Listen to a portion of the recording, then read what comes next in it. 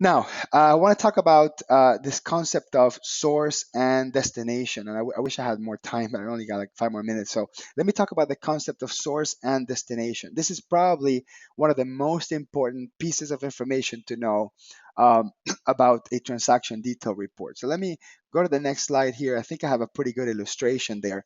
And basically, everything you see highlighted in red is considered to be a source. And by the way, the payee, it's also there. I just didn't put a box in there. So everything you see highlighted on red is it's the source data, and everything you see highlighted in green is the destination data or the split data. As a matter of fact, you can have four names for destination. So just in your mind, the word target, destination, split, or detail, they're all used interchangeably. And the word source and summary, it's both used interchangeably. So to illustrate this example of how source and destination works, and this is going to unravel a lot of mysteries about how reporting works. Let me go ahead and create a check here using that example. I think I already had done it. Oh, yeah, I should have done it. There it is. Okay. So again, as I mentioned earlier, so this vendor name here, that's on the source. The account that it came from, that's the source. The dollar amount of the entire check, that's the source. The class of the check, that's the source. The memo in the top of the check, that's the source. Now down here, the accounts of the split or the detail or the target, whatever name you want to use, this is the destination. So that's the account destination, that's the amount destination, and that's the memo of the destination, the customer of the destination, and the class of the destination. Well, so what do I mean by that?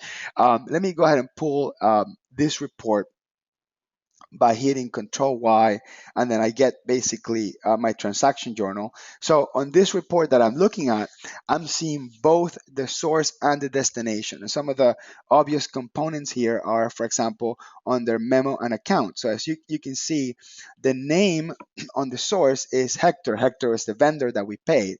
And the memo is the one that says source memo. And let me just go back to that for a second. Let me put this is the memo from the source.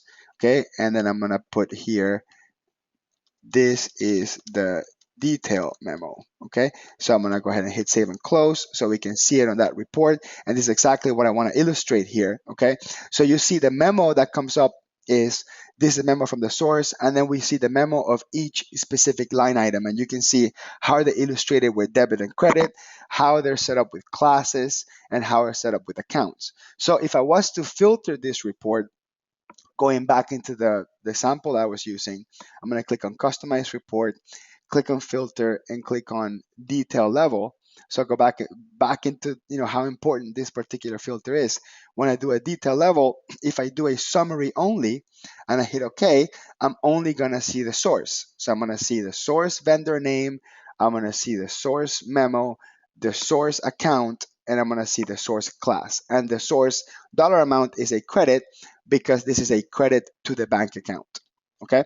Um, Let me hit on customize report and go to filters, go to detail level. And in this case, let me select all except summary. Okay. So basically it's not going to show me the source anymore. When I hit okay, I'm only going to see destination. However, this is one of the things that drives people insane is that this check wasn't written to customer. It was not written to Renee Bartley, and it was not written to Babcock Music.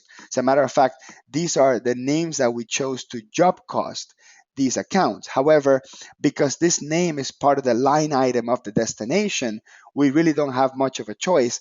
That's the name that we get.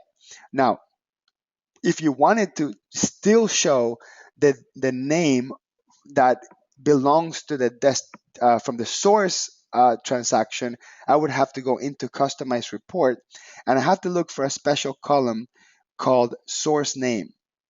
So if I enable source name and I hit OK, then I get to see the actual vendor name that we paid on the check, although the names of the customers that we job costed to will show on the name column. So that source name is one of everybody's pet peeves that doesn't show up by default, but it kind of, I think it illustrates pretty well how source and destination work on transaction detail report. So you want to think about how this works whenever you are pulling a report with classes. Because if you were, for example, let me go back and look at that check.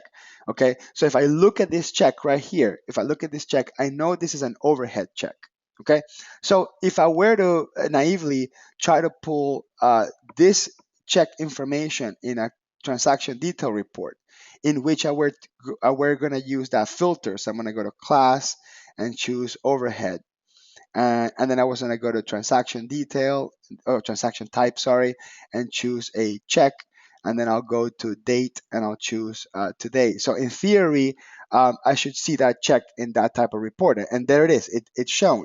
But if I hadn't uh, double check that when I'm looking at my detail level, if I would have chose all except summary or something for that matter, and I would hit OK, and I would not have gotten any information because the detail of those expenses are hitting different classes. So it's one of the crazy things that happens whenever you have a class on the source and a different class on the